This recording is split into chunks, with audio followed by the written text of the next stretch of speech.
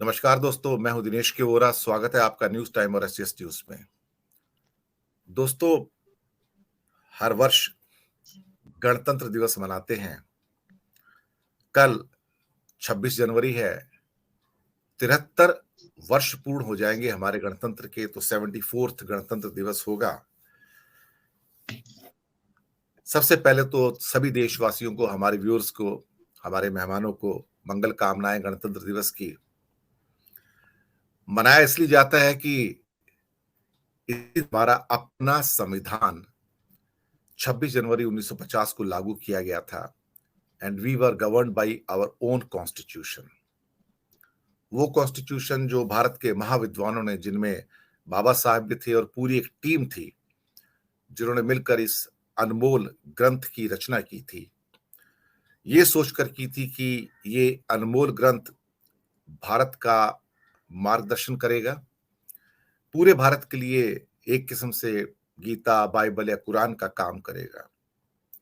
समय गुजरता गया, संविधान को धता बता दिया गया, धज्जियां भी उड़ाई गईं, अब भी उड़ाई जा रही हैं, और धज्जियां उनके द्वारा उड़ाई जा रही हैं जो संविधान के रक्षक होने चाहिए।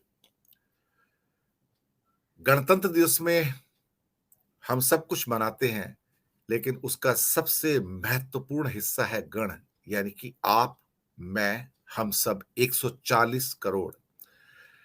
जब किसी गणतंत्र के अंदर गण ही गौण हो जाए और हर चीज देखा जाए तो कुछ हाथों तक सीमित हो जाए, अधिकार, शक्तियां, धन, सब कुछ कुछ हाथों में, वो गणतंत्र जो सबको वादा करता है कि मैं सबको एक ही आंख से ट्रीट करूंगा, देखूंगा, सबको समानता का अधिकार भी देता है, वो असमानता फैलाने में देखा जाए तो जो कुछ लोग उसको समझते हैं, उसको उस रूप में लेते हैं।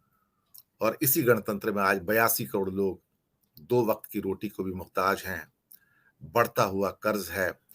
देश में जहां इस संविधान ने कसम खाई थी कि वो हमारी रक्षा करेगा, अलग अलग धर्म, अलग अलग वर्ग, जातियां या जिन रूपों में देश बटा हुआ है, लेकिन देश और बढ़ता चला गया, हमारे राजनेता उसे और बढ़ते चले गए। कभी कभी लगता है कि जो पहला हमारा ड्राफ्ट आया था संविधान सभा का, BN राव साहब का, उसके अंदर भारत फेडरेशन ऑफ स्टेट था, ना कि यूनियन ऑफ स्टेट था। बाद में इसे बदला गया और यूनियन ऑफ स्टेट में कन्वर्ट किया गया। बाबा साहब ने तो यह कहा था कि सिर्फ शब्द का बदलाव है, लेकिन भारत एक संघ है और संघात्मक ढांचा है, वो तो रहेगा। लेकिन लोग शब्दों को पकड़ लेते हैं और आत्मा को भूल जाते हैं।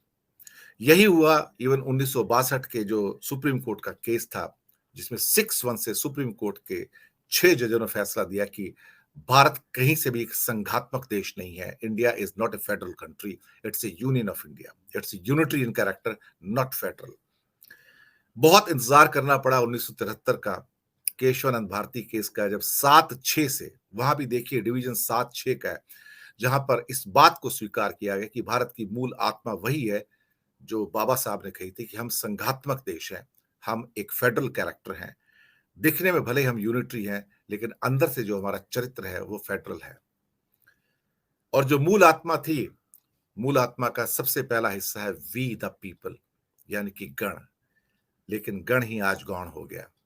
विषय गंभीर है, लेकिन कहीं ना कहीं ऐसा लगता है कि ना तो संविधान को पढ़ने वाले रह गए, ना इसकी रूह को पहचानने वाले रह गए, ना उसकी इज्जत करने वाले रह गए। सिर्फ एक शपथ ली जाती है और उस शपथ का भी लोगों को शायद अर्थ नहीं पता है कि वो शपथ के पीछे भी ना जाने कितनी बहस हुई थी संविधान सभा में, तब कहीं जाके शपथ का प्रारूप तैयार हुआ था। दोस्तों, इसी विषय पर आज बात करने के लिए हमारे साथ एक विद्वान पैनल मौजूद है कि इस गणतंत्र में गण की भूमिका अब क्या रह गई है। मैं उनका तारुफ आपसे करवा देता हूं। हमारे साथ हैं सभी वरिष्ठ पत्रकार हैं, आलोक भदौरिया जी, अमिताभ श्रीवास्तव जी, अनिल सिन्हा जी। आप सबका स्वागत है। एक दो और मेहमान भी जुड़ने वाले हैं, जब जुड़ेंगे तो हम उनका परिचय आपसे करवाएंगे। सबसे पहले अनिल सिन्हा जी, मैं आपके पास आता हूं। इस गणतंत्र में गौण हो गया हमारा गण। जी हाँ, 140 करोड़ की हस्ती कुछ नहीं रह गई। सभी शक्तियां, सभी धन, सभी संपदा कुछ हाथों तक सीमित हो गई। वादा था कि सबको बराबरी का हक देंगे, पर ऐसा कुछ हुआ नहीं। अनिल सिन्हा जी, आपकी ऑब्जर्वेशंस, आपकी टिप्पणी।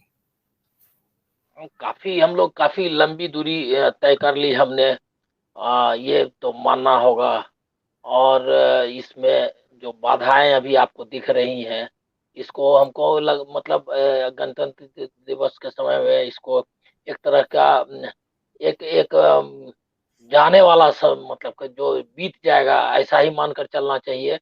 अगर इस तरह अगर हम सोचेंगे तो हमको लग रहा है कि कुछ आशा अभी बाकी है। लेकिन पिछले 8 साल में जो कुछ हुआ है उससे ये उम्मीद तो जरूर कम होती है, इसमें कोई शक नहीं है। मुझको ध्यान आता है कि हम लोग जब बच्चे थे तो किस तरह से गणतंत्र दिवस का उत्साह रहता था, लोग जाते थे। और ये इसके अलावा स्कूल कॉलेज सब में हम इसकी चर्चा करते थे कि एक लोकतंत्र के रूप में हम किस तरह से अ, आगे बढ़ सकते हैं। और ये लोग कितना लोकतंत्र बचा है, अखबार में इसमें जो निकलता था परिशिष्ट, उसका मुझको ध्यान आता है। उसमें सवाल पूछा जाता था कि कि लोग क्या कह रहे हैं, मतलब लोगों की क्या राय है कि किस जो सरकार काम कर रही है या जो कुछ चल रहा है वो कितना ठीक है। अर्थव्यवस्था के बारे में सारा इस तरह से हम लोग इसकी पड़ताल करते थे। अब उल्टा हो गया है। अब ये जो व्यवस्था है, मतलब लोकतंत्र की व्यवस्था, उस पे ही सवाल करते हैं आप। इतिहास और उसका इस्तेमाल करते हैं आप इस तरह से उसको। अब जब इसमें चर्चा इसी यही वजह है कि इन लोगों ने संघ परिवार की मतलब या बीजेपी ने तय किया कि इसकी त्रासदी मनाएंगे, बंटवारे की त्रासदी मनाएंगे। तो ये बंटवारे की त्रासदी का अर्थ ये है कि वो जो है उसको याद दिलाना है। याद दिलाना है हिंदू मुसलमान के बीच में जो खाई हुई, जो हिंसा हुई, जो उसके ब्लैक जो जो हिस्सा है अपने इतिहास का, भारतीय आजादी के आंदोलन का जो सबसे मतलब काला पक्ष है, उसके बारे में बात करेंगे। तो इस तरह से ये एक जो अभी जो सरकार है या जो निजाम है या जो मतलब व्यवस्था हावी है, मतलब सत्ता के बारे में नहीं सिर्फ है, सत्ता से बाहर भी वो लोग हावी हैं, जिनको कि मूलतः जो इसके खिलाफ रहे हैं, भारत की जो ये लोकतांत्रिक व्यवस्था है इसके खिलाफ थे। ये सब तो डिटेल्स की बातें हैं कि वो झंडे के खिलाफ थे या संविधान के खिलाफ थे। असल में जो मूल आत्मा है भारतीय लोकतंत्र की, जो आजादी के आंदोलन के सिद्धांतों पर आधारित है, उसके खिलाफ है वो। तो इसमें आप देखेंगे क्या कि आपने कहा ये फेडरलिज्म के बारे में, सबसे जो पहला जो हमला या जो सबसे जो ज्यादा ताकतवर हमला किया है मोदी सरकार ने, वो है फेडरलिज्म के बारे में। वो सिर्फ वो आप डिमोनेटाइजेशन या जीएसटी जैसे कदम में वो दिखाई नहीं देता, उस सिर्फ वहां ही नहीं दिखाई देता। सारे जो संस्थान है जहाँ की एक पार्टिसिपेटरी, पहला काम लोगों को ध्यान है या नहीं, लोग इसको मामूली घटना समझते हो मालूम नहीं, लेकिन पहला काम उन्होंने किया कि योजना आयोग को उन्होंने ताला लगाया। ये इसको लोगों ने बहुत मामूली से ढंग से लिया, लेकिन वो पहला हमला था फेडरलिज्म पे। जबकि जिसमें कि ये सारे जो राज्य थे वो मिलकर तय करते थे और उनकी बात को केंद्र को सुनना पड़ता था। और उस पे प्रधानमंत्री को ये मतलब उसके तो हैं ही, वो उस अध्यक्ष होते हैं। तो ये जो है उसने पहला काम किया कि योजना आयोग को खत्म किया। उसके बाद तो लगातार उसने उस पे हमले किए। गवर्नर जो है, जो सबसे बड़ी मतलब उसका एक था लगातार विवादों में रहा गवर्नरशिप के लेकर के, उसकी उसके जो उनके व्यवहार रहे पिछले गवर्नरों के या राज्यों के साथ, केंद्र ने जिस तरह से व्यवहार किया, इसकी चर्चा रही, पहले भी विवाद में रहा। लेकिन कम से कम एक मर्यादा थी। और सरकारिया कमीशन है या सुप्रीम कोर्ट का बम्बई केस का फैसला है, उसके दायरे में काम करना पड़ता था। और उसका सोच हम कम से कम उसको बहस उसको हम लोग आगे बढ़ रहे थे। लेकिन हुआ भी कि विधानसभाओं को ये अधिकार मिला बोमई केस के बाद की आप तय करेंगे, वो गवर्नर नहीं तय करेगा। गवर्नर जो सदन में जिसका बहुमत होगा वो सदन तय करेगा, और सदन के पटल पर जो तय होगा उसके हिसाब से गवर्नर को काम करना पड़ेगा। लेकिन वो सब आप देख रहे हैं कि किस तरह से हुआ। और सबसे जो अभी उपराष्ट्रपति हैं, उन्होंने जिस तरह से बंगाल में गवर्नर के रूप में जो जिस तरह की भूमिका की, एक राजनीतिक कार्यकर्ता के रूप में, या महाराष्ट्र में कोश्यारी जिस तरह से काम करते रहे, ये सब तो एक दो उदाहरण है, लगातार आप देखेंगे कि उन्होंने किया।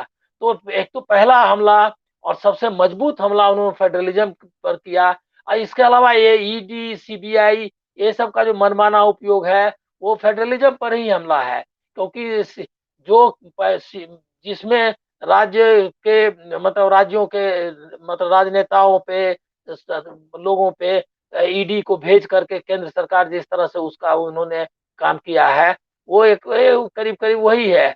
फिर एनआईए की एनआईए बनाया गया उनके समय में, लेकिन अब उसका जिस तरह से उपयोग होता है कि राज्य की सुरक्षा का काम जो पुलिस के और पुलिसिंग का काम है, वो राज्यों के हाथ से धीरे धीरे छिटक कर अब तो सीबीआई, एनआईए यही सारे फैसले करते हैं, और सारा कुछ जो बड़ी चीजें हैं। तो ये फेडरलिज्म का है। दूसरा सबसे बड़ा हमला जो मीडिया, जो लोकतंत्र के लिए बहुत जरूरी था, और सब जानते हैं कि लोकतंत्र मतलब मीडिया के बारे में क्या राय थी। जवाहरलाल नेहरू जो हमारे पहले प्रधानमंत्री थे, उसके बाद भी कोशिश हुई इसको दबाने की, ऐसा नहीं है कि कोशिश नहीं हुई दबाने की, लेकिन इस तरह से संगठित ढंग से उस पर कब्जा करने का काम उन्होंने किया। आज आप कोई जो और जिसको ऑफिशियल मीडिया है, सोशल मीडिया नहीं, मैं मीडिया प्रॉपर मतलब अखबार, टेलीविजन और जो है, उनके बारे में मैं कहूँगा कि उन वो पूरी तरह एक तरफा हो गए। और ये काम जो है इतना इस ढंग से किया गया है कि हमको लगता है कि अगर ये जब इनकी सत्ता नहीं रहेगी तो उसको पटरी पर लौटाने में काफी वक्त लगेगा, क्योंकि उस तरह के दिमाग के लोग जो लोकतंत्र में यकीन नहीं करते हैं, जो ये है क्या मतलब धर्मनिरपेक्ष नहीं है, ऐसे लोगों का मीडिया पर कब्जा हो गया है। और ये लोकतंत्र के लिए लगातार ये दिक्कत का विषय रहेगा। मैं तो ये कहता हूँ कि ये जो आप इतने घाव इन्होंने किए हैं कि अगर 2024 में इनको अगर हरा भी दिया जाता है तो इसको भरने में बहुत वक्त लगेगा। इसमें जो अंतिम 2-3 लाइन में कहूँगा, वो ये है कि पहली बार इसके इसके रूट्स कहाँ हैं, ये देखना चाहिए। ये सिर्फ कह देने से कि संघ परिवार इसका दोषी है और वही ये कर इस उसकी विचारधारा के कारण लोकतंत्र इस तरह से विकलांग हो रहा है, इससे काम नहीं चलेगा। आपको ये बताना पड़ेगा कि दुनिया में एक ही लोकतंत्र है जहाँ कोई जो संस्था जो चुन कर नहीं आती है, जिस संगठन का कोई जो है संवैधानिक ये नहीं है, दायित्व नहीं है, न संवैधानिक उसकी कोई मान्यता है, वो जो है तय करता है नीतियों के बारे में, वो तय करता है समाज की समाज की गति के बारे में कि किस तरफ हमको चलना है। वो संस्कृति के बारे में तय करता है, धर्म के बारे में तय करता है। ये मैं आपको कहूँगा कि जो फासिज्म से भी बड़ा है, क्योंकि फासिज्म में भी फासिस्ट पार्टी एक थी, जो पार्टी थी, और वो अलग से कोई संस्था नहीं, वही पार्टी सब कुछ करती थी। लेकिन यहाँ तो एक ऐसी संस्था है, न जो पार्टी है, न संगठन है, न संस्था है, न कोई उसकी मतलब कि जिसको आप कहेंगे कि संवैधानिक उसका कोई औचित्य मतलब मान्यता नहीं है। वो जो नॉन स्टेट एक्टर है, ये संगठित ये गिरोह जो है, ये हमला कर रहा है लोकतंत्र पर।